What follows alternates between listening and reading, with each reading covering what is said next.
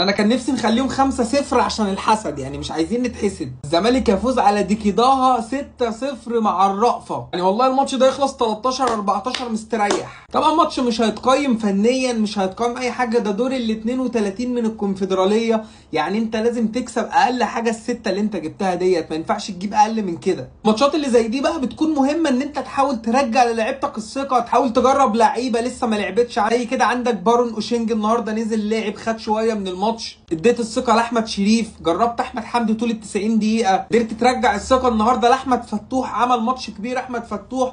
طبعا مش هتكلم على خوان الفينا او خوان بزيرة خالص، مش هتكلم عليه، كان عليه ضغوطات كتير قوي الفتره اللي فاتت، لكن لعيب من ساعه ما جه الزمالك ولعب بيقدم مستويات قويه، احسن لاعب من وجهه نظري في الموسم للزمالك لغايه دلوقتي. ده حرفيا الزمالك معاه جوهره كبيره بجد، الزمالك يقدر يستفيد من خوان بزيرة استفاده بجد، ممكن يودي الزمالك في حته تانية. لعيب بسم الله ما شاء الله عليه، اذا كان اداء، اذا كان سرعه، اذا كان اسيستات، اذا كان تهديف، فينش، كل حاجه بجد لعيب كبير قوي، والزمالك بجد محظوظ ان هو عنده لاعب زي دوت. زي ما قلت لك في بدايه الفيديو، الماتش مش ماتش فني عشان انت تقدر تتكلم او تقيم، ولكن ماتش مهم ان انت ترجع الثقه بتاعت لعيبتك تاني، هينفعك برده في ماتشات الدوري لما اللعيبه يبقى عندها ثقه. بكل التوفيق للزمالك، عملنا نتيجه كويسه، لسه في ماتش العوده كمان خلاص يعتبر محسومه، ان شاء الله الزمالك يعمل مستوى كويس في بطوله الكونفدراليه، وان شاء الله البطوله بتاعت الزمالك.